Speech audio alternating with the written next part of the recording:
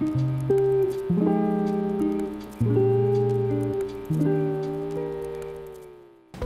di Surya Kala Nusantara. Kali ini kita kembali di studio dan di sini kita akan berbincang-bincang tentang pendidikan. Saya nggak bilang pendidikan Indonesia, pendidikan secara umum dan di sini. Tapi contoh kasusnya Indonesia. Contoh kasusnya Indonesia. Contoh kasusnya Indonesia, oke? Dan di sini saya bersama seorang pelajar SMA. Kita pengen pendapatnya bagaimana sih pendidikan di Indonesia sebenarnya. Silakan Mbak Ning, dimulai dengan pertanyaan pertamanya. Pertanyaan aku deh yang nanya pertama. Okay. Emang anak SMA terakhir sebelum COVID-19 ada upacara bendera? Udah lama, udah cukup lama sebelum COVID itu nggak pernah ada. Hampir nggak pernah ada. Hampir nggak pernah ada upacara bendera?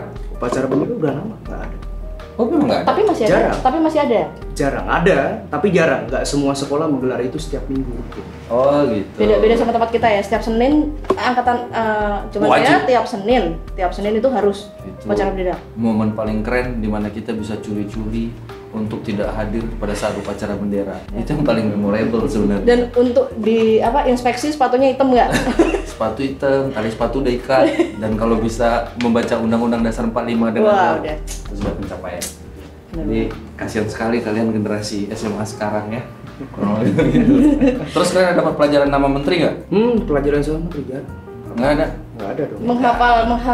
Menghafal Undang-Undang Dasar 45 pasal-pasal. bukan? Itu untuk SMA nggak pernah ada. Jarang. Cuman kita kalau pelajaran kayak gitu justru di SD. Di SD. Di SD. Tapi rata-rata pasti pada ingat nggak pembukaan Undang-Undang Dasar 45? Biasanya kita diam doang sih kalau upacara. Karena kalau buat aku Mbak Ning, yang paling menarik adalah yang membedakan zamannya saya dengan zamannya mungkin si masnya adalah di zaman kita dulu kita ada pramuka, kita ada upacara bendera, kita wajib menghafal nama menteri, kita wajib menghafal nama presiden, wakil presiden, wah kabinet-kabinet itu wajib dah. Pokoknya kalau dia udah pergantian, maka gambar yang ada di tembok yang ditempel yang ada kecil-kecil itu ya? Iya. Itu berubah tuh. Dan itu harus hafal ya. Itu ya kan. Masuk dalam Ya. ujian. Masuk dalam ujian. Ulangan harian pun kadang ada. Ada RPUL, ada RPAL. RPAL. Itu masih. Zaman sekarang mungkin nggak kenal. Zaman sekarang nggak kenal mungkin. Tapi ya aku nggak tahu bagaimana sebenarnya. Jadi kalau buat saya secara personal, isu yang paling besar buat saya adalah itu. Jadi kalau misalnya pun, ini secara personal ya, kita ngomong kita nggak punya nasionalisme, ya jangan disalahkan.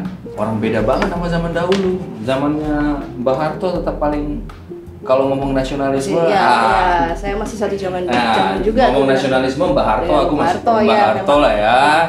Ya saya juga ngalamin sendiri sih kan. Ya. Tapi ada hal yang sebenarnya tuh saya bertanya-tanya, semakin maju ke sini harusnya pendidikan tuh semakin mengikuti kemajuan zaman kan ya. Setuju, betul. Setuju. Nah, ini kalau mengikuti kemajuan zaman tetapi tanpa meninggalkan identitas. Oh iya, itu Ya. harus justru tanpa meninggalkan identitas, tapi Ya. dia katakanlah kecerdasan tetap abad 21, tapi sejarah Ya. kita on frame gitu kan. Gini Mas, yang saya amati, kita tahu sumber daya alam kita segitu banyaknya, dan kita punya para pelajar, para pelajar lah, gitu. Baik mahasiswa maupun anak sekolah. Tapi ini kok gini ya, saya mengamatinya ada istilah, ada tikus mati di lumbung padi. Tikus mati di lumbung padi. Ini ironis nggak sih, tikus mati di lumbung padi? Ibarat negara kita ini kaya, tapi kok masyarakatnya tidak semua makmur. Berarti ada gapnya di situ, ada Iya. problemnya di situ. Ada problem di situ. Nah, maksud saya kalau kita coba lihat dari pendidikan kita ini dibawa kemana sih? Kenapa sampai bisa ada salah pengelolaan seperti itu? Berarti apakah ada kalau saya bilang kebodohan terlalu kasar ya? Ya, salah pengelolaan. Karena kan kalau salah mengelola itu berarti kan seolah-olah orang kita tidak terdidik dong. Source-nya udah benar. Kalau salah kelola berarti source-nya udah benar, pengelolaan yang salah. Itu mungkin bisa jadi karena tidak punya pendidikan yang memadai. Nah, kalau kita lihat anak-anak sekolah ini bawa buku udah kayak pakai koper, anak SD kelas 2 aja udah yang kemarin-kemarin ya sebelum Covid. Wah, cukup berat, tapi sampai SMA juga berat, kuliah. Tapi ini hasilnya kayak gini aja gitu. Sebelum kita tanya ke si masnya dulu, ya kan? Kalau buat saya, Mbak ya, kalau ngelihat menimbang sebagai orang yang sudah menyelesaikan pendidikan saya, ternyata nggak semua yang saya pelajari itu guna-guna amat sih. Ya saya dulu juga kayak misalnya belajar kimia, fisika, matematika tuh saya memang dari awal tidak akan menjadi ahli fisika, tidak akan menjadi ahli kimia, tidak akan menjadi ahli biologi juga. Apalagi saya yang desainer, Pak, matematika aja nggak pakai. Larinya arsitek, terus arkeolog, sejarah. Nah, ini saya tanya sama Masnya ini sebenarnya nih pengen jadi apa sih? Politikus. Jadi kalau politikus berarti ilmu yang dia gunakan apa coba, Mbak? Ya harusnya lebih ke arah budaya tetap menjadi dasar ilmu dong. Ya betul. Ya. Lalu ilmu tentang hubungan internasional. Ya, psikologi pasti. Psikologi. Terus, nah dengan kita mempelajari beberapa hal ini yang katakanlah kayak saya nih Mas. Ya. SMA dulu saya pelajarin kimia 3 tahun, itu kayak nggak guna banget, saya buang waktu nggak sih sebenarnya? Itu baru sampai ke kita baru bahas mengenai mata pelajaran tuh Mbak. Belum lagi kita bahas kalau misalnya dengan kondisi COVID sekarang. Ini nanti kita akan menjadi bahas double apa ya?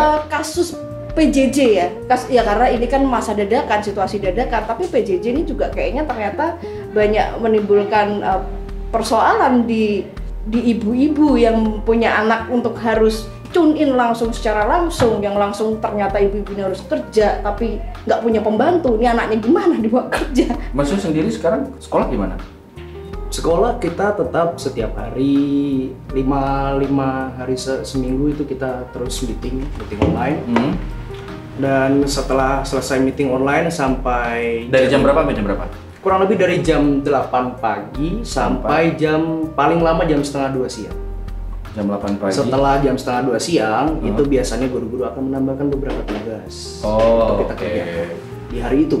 Bentuk absensinya gimana? Kita lihat muka gitu. Bentuk absensinya ada yang kita cuman isi form online.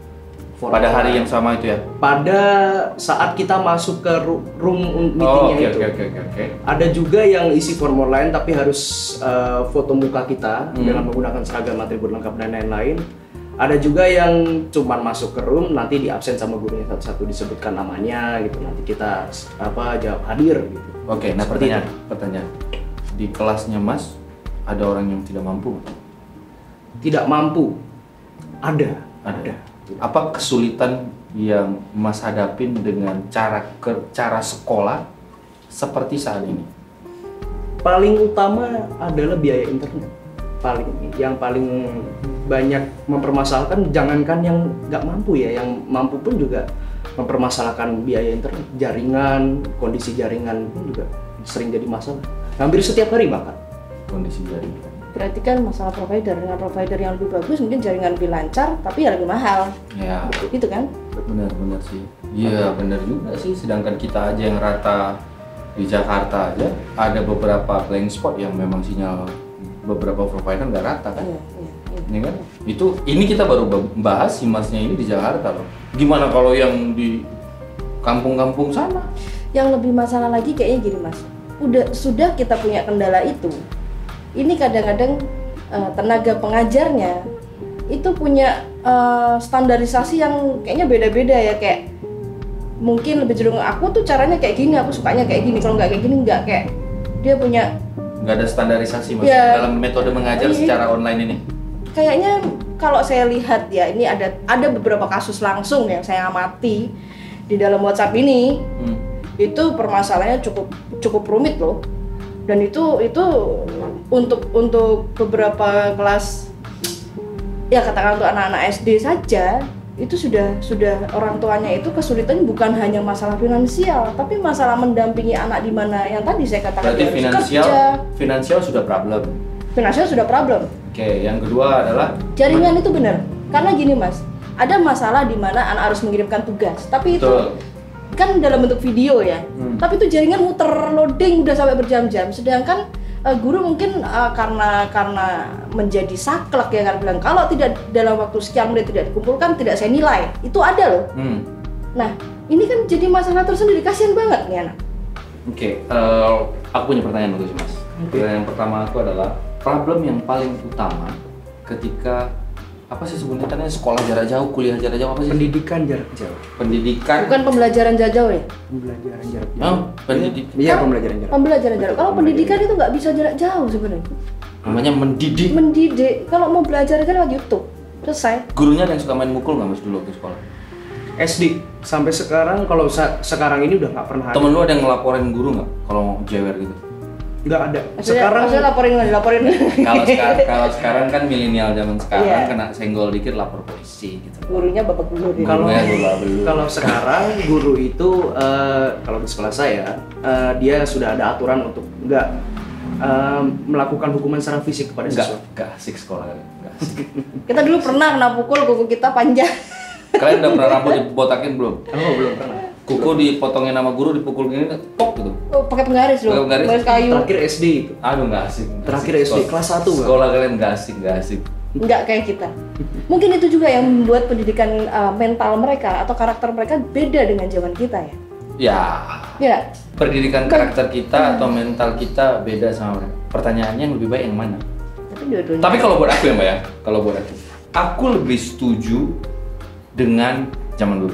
Seperti yang gue bilang tadi, sebagai orang yang hidup di zaman sekarang, apalagi aku ngelihat terlalu banyak manusia yang anti sama negaranya. Oke? Menurut aku rindu zaman Soeharto. Aku ya, Soeharto dalam figur yang peduli dengan nasionalisme. Buat aku secara personal, ini personal banget. Ada upacara bendera, ada apa segala macam. Sekarang, aduh aku berani taruhannya mbak, berhentiin anak-anak di tepi jalan tuh suruh sebutin Pancasila, aku yakin mereka nggak hafal. Yakin banget. Coba, sekarang gini mas. Sebutin urutan nama wakil presiden deh dari awal sampai akhir. Nggak tahu pasti. Ya, balikin Gus Dur sama Megawati jadi presiden juga kebalik. Pelajar SMA mas, yang belajar sejarah juga tak pasti? Belajar sejarah juga. Iya. Coba mas, apa pandangan mas mengenai pendidikan sekarang di-compare dengan dulu? Dan kalau kita lihat nih, bisa nggak mas menganalisa pendidikan kita gagalnya di mana? Kan compare nih, SMA pasti mas pernah dengar kan, wah dulu ibu saya kalau sekolah gini, wah om ini kalau sekolah gini, si abang ini sekolah gini. Itu gimana? Kalau pendidikan yang sekarang dibanding dengan yang dulu, sebenarnya dasarnya masih sama. Kita masih sering belajar tentang teori, terutama sejarah ya. Kita banyak belajar teori. Yang jadi hal baru di era sekarang, pendidikan itu dia sekarang siswa itu dicoba untuk diangkat gitu loh pola pikirnya. Tapi pada akhirnya kita stuck di teori itu terus. Jadi mengangkat pola pikir dengan menggunakan teori. Iya, dengan teori kita dipancing untuk misalnya berpikir kritis, untuk mengomentari sesuatu. Tapi di saat kita mengomentari sesuatu itu pun akhirnya juga kita terpaksa mengikuti teori sebelumnya. Karena saat kita out of the book, kita disalahin. Berarti sebetulnya kebebasan berpikir itu tetap belum bisa diraih dong. Ya, sebagai seorang pelajar loh. Ya karena sekarang kalau menurut aku nih mbak, kebebasan berpikir, ada anak yang memang tidak mau bebas berpikir, betul kan? Betul. Sama seperti kita dapat kimia, ada anak yang nggak suka kimia, ada anak yang suka kimia, ada anak yang suka fisika, ada anak yang nggak suka fisika. Kalau buat aku justru permasalahan pertamanya adalah sama seperti kita belajar misalnya kayak Jepang, kayak misalnya Finlandia, mereka memberikan edukasi pendidikan sesuai dengan bakat dan kompetensi anak. Buat aku itu lebih tepat. Satu, yang kedua, yang mereka pukul dan seragamkan adalah nasionalisme, kecintaan terhadap negeri. Sehingga nggak merasa kayak saya dong, saya pikir-pikir saya menghabiskan waktu belajar SMA untuk belajar fisika, kimia, dan saya tidak akan menjadi ahli fisika ataupun kimia atau biologi, saya buang waktu. Wah, coba kalau dulu waktu belajar kimia sama fisika saya diganti dengan belajar budaya atau belajar desain, mbak. Mungkin aku udah master banget daripada aku wasting. Ini gimana mas? Menurut mas gimana pendidikan di luar negeri dibandingkan dengan di kita? Nah, mas, mas sendiri dari tumpukan mata pelajaran yang ada di SMA, yang mas paling suka apa? PKN dan sejarah. PPKN dan sejarah. PKN itu pendidikan keluarga negara. Keluarga PMP mungkin zaman. Iya, zaman dulu pendidikan moral Pancasila dan PPKN itu namanya. PSBB ada nggak? Nggak ada. Nggak ada. PSBB udah lama hilang lah. Pendidikan sejarah perjuangan bangsa. Itu saya banget tuh. Oke, pertanyaan saya yang pertama, PKN dan sejarah. Kenapa harus PKN yang masuk? Karena PKN yang paling mendekatkan kita para pelajar dengan situasi topik yang sekarang saat ini negara sedang alami. Contohnya? Negara alami contohnya? Contohnya undang-undang. Masalah yang terjadi dengan undang-undang? Iya, masalah yang terjadi dengan undang-undang seperti Omnibus Law dan lain-lain. Oh, oke. Kalau sejarah? Kalau sejarah, saya tertarik. Cuman materinya tidak menarik karena kita hanya stuck di teori saja. Kita nggak pernah membahas secara mendalam, berdiskusi bersama-sama, mengkaji suatu topik sejarah. Itu nggak pernah terjadi, meskipun itu yang sebenarnya diinginkan oleh era pendidikan sekarang. Oke, harusnya seperti apa pendidikan sejarah di tempat kita? Harusnya pendidikan sejarah di tempat kita sekarang ini, yang pertama, kita harusnya didasari oleh sejarah kebudayaan bangsa kita dulu. Lalu setelah didasari oleh dengan sejarah kebudayaan bangsa ini dulu, harusnya kita mulai, para pelajar itu difokuskan untuk berpikir kritis, mendalami tentang topik-topik sejarah, terutama yang paling utama tentang bangsa ini. Oh, oke. Jadi intinya Mas bilang kalau di pelajaran sejarah kita lebih banyak yang bukan kita gitu. Yang kita juga ada, cuman nggak pernah kita yang mempelajari tentang bangsa kita sendiri malah nggak pernah didalami. Iya, Iya. Kalau itu juga habis. Itu menurut pengalaman saya ya. Jadi sangat beralasan sebenarnya bangsa masyarakat pada umumnya itu sebenarnya nggak kenal. Oh, tapi saya ada pesan ini. buat Ya. Mas ini. Oh, gimana? Kalau memang Mas menyukai sejarah, jangan nonton kakek-kakek yang kubanan itu ya. Ya, jangan ngaco sejarah. Kakek-kakek itu. Oke, itu aja sih. Lain kali jangan denger dia, cari yang lain aja gitu loh. Kakek Uban yang namanya jauh itu. Karena dia narasumber utama Mbak. Oh Mbak, my God. itu sejarawan kelas YouTuber. Siap, jangan ya. Jadi cari yang bukunya ada, risetnya ada, prasastinya ada, kajiannya. Dan jangan baca blog, baca yang ada PDF. Gitu. Baca yang jelas penelitinya dan segala macam. Ada jurnal. Ada jurnal, ada riset penelitian. Nah, lalu ini pertanyaan aku selanjutnya. Di antara sekarang nih kita anggap apa pelajaran jarak jauhnya apa namanya tadi, Pak? PJJ. Oke. PJJ. PJJ ini pertanyaannya selanjutnya adalah efektif atau tidak? Tunggu sebelum efektif atau tidak, suka atau tidak? Kalau saya suka Karena tidak berangkat ke sekolah. karena tidak berangkat ke sekolah. Iya. Coba Emang- jujur banget ya. Emang Jujur dong. Iya, Banyak dari kita yang nggak suka ke sekolah. Oke. Jarak dari Banyak rumah ke banyak dari kita yang nggak suka ke sekolah. Tapi kalau aku disuruh sekolah lagi juga aku gak suka, Mbak. Satu, bangunnya kepagian. Terus mereka masih ngantuk, terus diajar juga nggak tahu. Yang Tahu kedua, nggak? yang Jelas kedua nggak waktu jelas? belajar. Kalau buat aku nih ya, terlalu lama.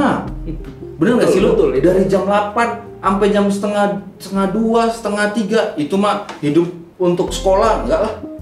Buat gue ya, buat gue personal banget gitu. Nggak masuk akal gitu loh. Kecuali nih gue lebih prefer misalnya belajar sedikit tapi efektif, efisien. Tapi betul sih ya, gini. Kalau kita lihat sekolah yang udah kita alami sampai titik COVID inilah ya, tidak menunjukkan keberhasilan pendidikan di Indonesia itu menurut saya ya. Tapi mungkin ini personal juga, karena ya itu tadi kita. Ya kalau kita anggap pendidikan kita berhasil, negara kita super power, Mbak. Betul. Saya nggak salah nanya ya. Dan saya nggak salah mikir. Negara kita super power pasti. Ya orang sumber daya kita punya, tinggal kualitas manusianya aja. SDA sudah ada, tinggal SDM kan. Berarti kan benar istilah bahwa kita ini seperti tikus yang mati di lumbung padi, nggak bisa Ya, sekolah. kurang lebih begitu. Terus kita selama ini ngapain, belajar apa? Kita dijadikan apa sih belajar? Mas, menurut Tapi tunggu dulu. Kita harus lihat sisi. Sekarang gini, itu dari tadi yang kita bahas negatif. Itu yang kita bahas negatif. Dari Mbak dulu, aku nanya. Dia kan adalah salah satu generasi yang dibawa Menteri Pendidikan Nadiem Makarim, betul dong? Betul. Kamu dulu sebagai mahasiswa, sebagai siswa. Iya. Perbedaan apa yang kamu rasakan? Perbedaan dari pendidikan sebelumnya, Ya, di bawah Menteri Mendikbud baru. yang saya suka, pertama mulai ada visi di mana kita para pelajar ini dipancing untuk meningkatkan pola pikir kita. Oke. Seperti mencoba untuk berpikir kritis Oke. dan mencoba untuk berkarya menciptakan sesuatu dari pembelajaran ini. Ada trial and error nggak? Misalnya ada proyek inovasi gitu-gitu segala macam. Ada proyek inovasi di mana kita disuruh untuk diberikan tugas untuk bikin suatu proyek. Oh, ya. Itu ada. Oke. Dan yang ini yang saya nggak suka. Meskipun visi-visi itu merupakan visi yang bagus, betul itu bisa meningkatkan pola pikir kita sebagai para pelajar nantinya. Tapi yang saya paling nggak suka itu adalah cara ini nggak bisa dilaksanakan oleh nggak bisa semuanya melaksanakan. Kenapa?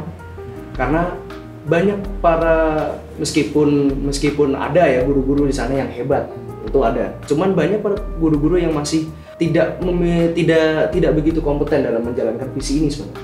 Oh, oke. Jadi yang menjadi problem untuk mengeksekusi Itu yang ide paling dari utama. sang menteri ini adalah kompetensi dari gurunya malah. Atau mungkin bukan kompeten tapi lebih guru-guru yang masih stuck dalam pembelajaran lama. Betul, iya, yang masih semuanya ya. berdasarkan teori gitu.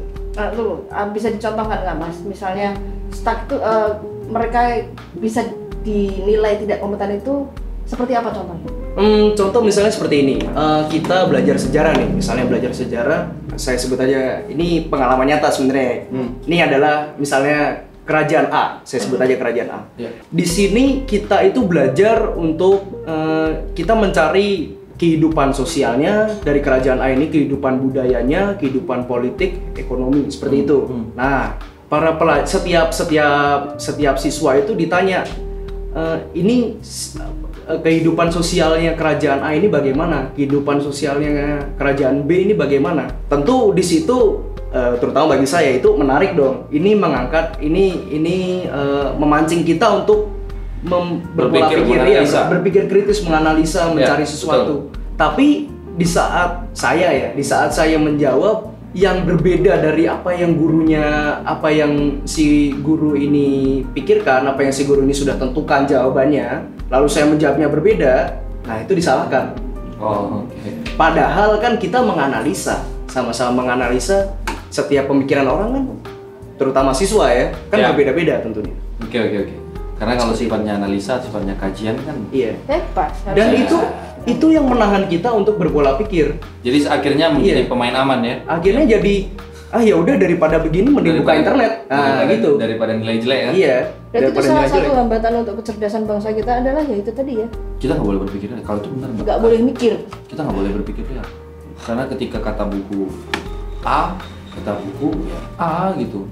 Sama aja kayak ya sama lah semua konten-konten yang pernah kita naikkan di Surya Kala kan sama aja gitu loh. Iya memang kita selalu berada di posisi yang seolah-olah berseberangan. Iya. Tapi mereka kadang juga banyak yang kalau yang sudah paham sih pasti dia bisa memahami, masih bisa ngerti. Oh iya benar gini.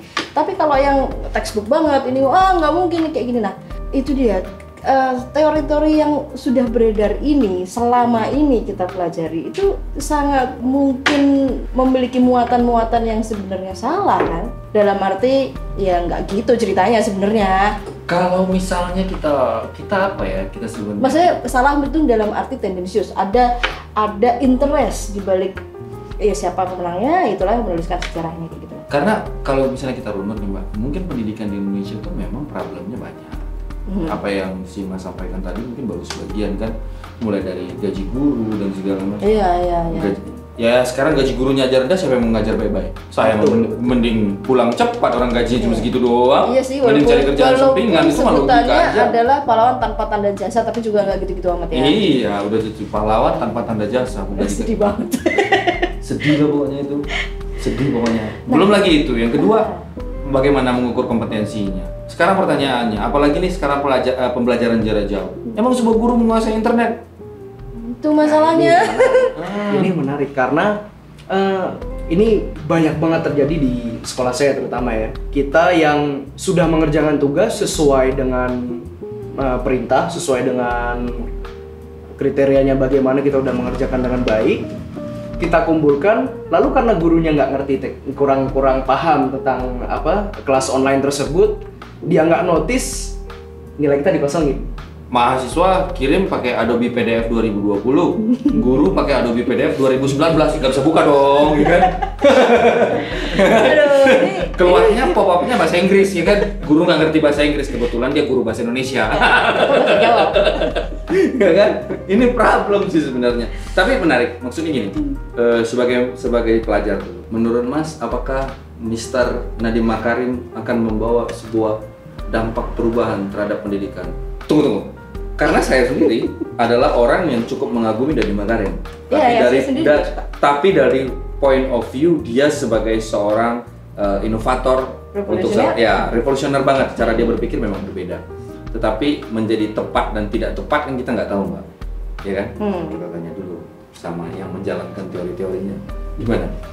Saya kalau tentang beliau, saya memilih untuk percaya. Meskipun saya melihat sendiri kenyataannya, ya seperti tadi itu banyak yang pada prakteknya nggak bisa terwujudkan dengan baik. Cuman saya memilih untuk percaya karena apa yang beliau visikan, visi misikan ke dalam dunia pendidikan ini, saya tahu itu akan meningkatkan pola pikir, terutama para pelajar ini.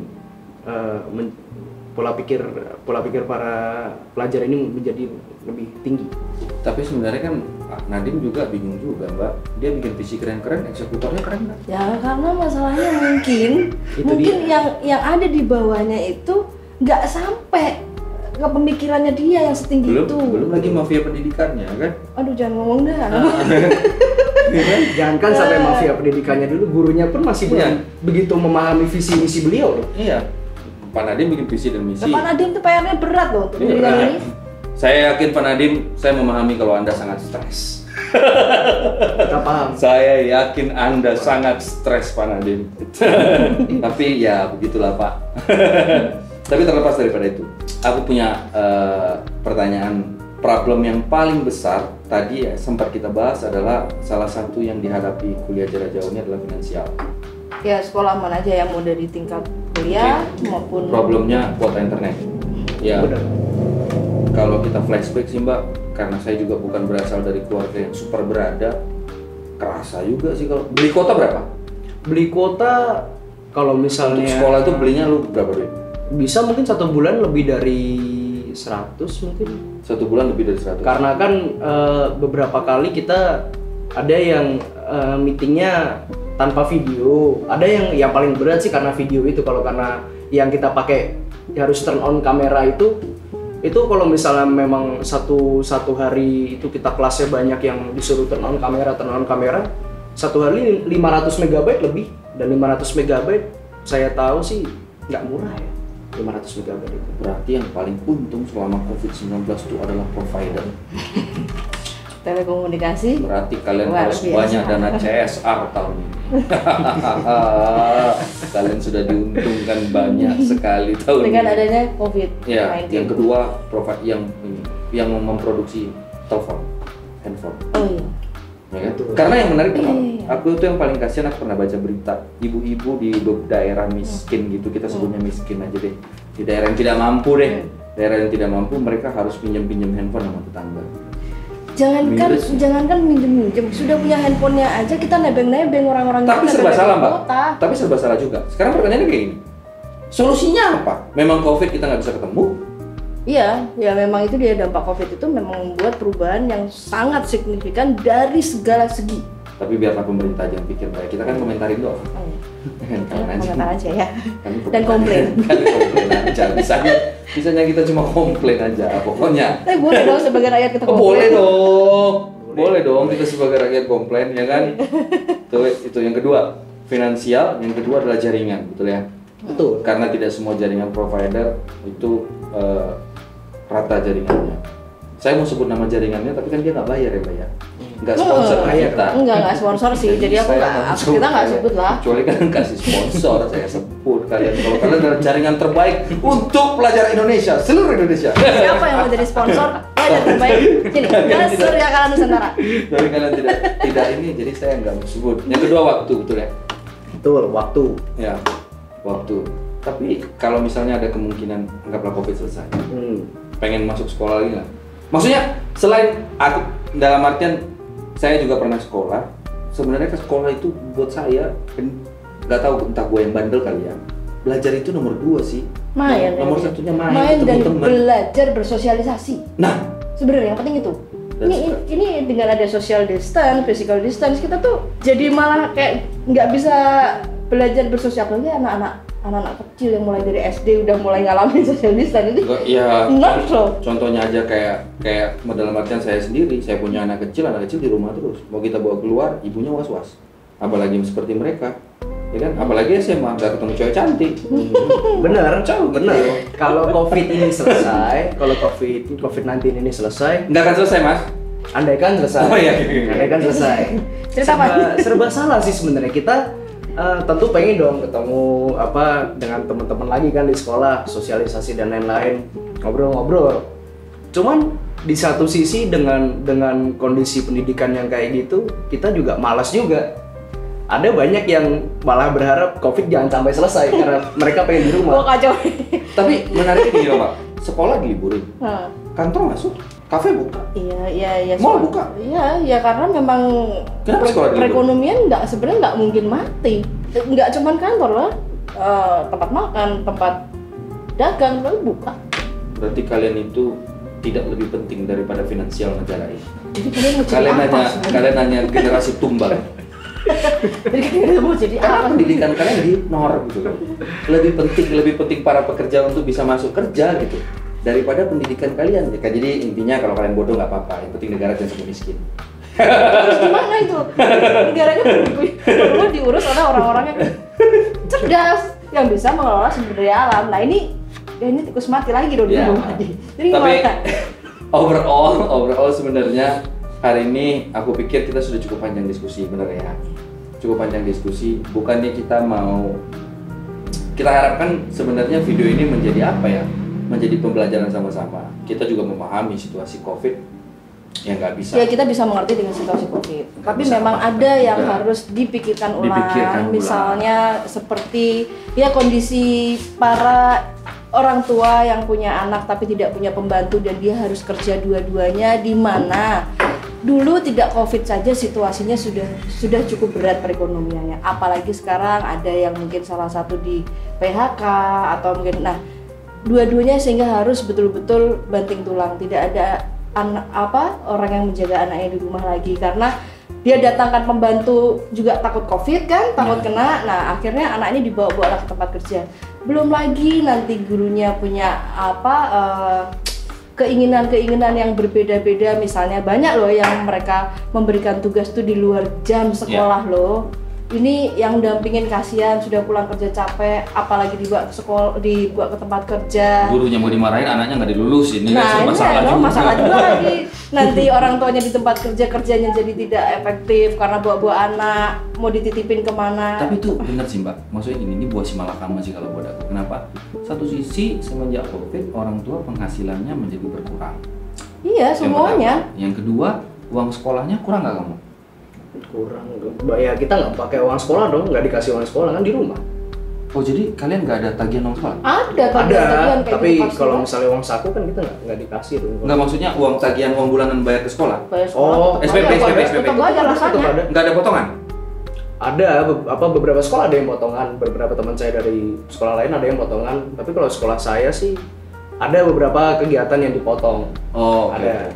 Jadi Cuman memang- nggak berkurang drastis sampai murah atau bahkan sampai dikasih subsidi gitu, enggak sih. pekerjaan orang tua ini SPP oke lah, ada masih ada dikurangin, tapi kan satu sisi ya itu pendidikannya juga nggak bisa maksimal. Buat malakama hanya karena satu kata COVID.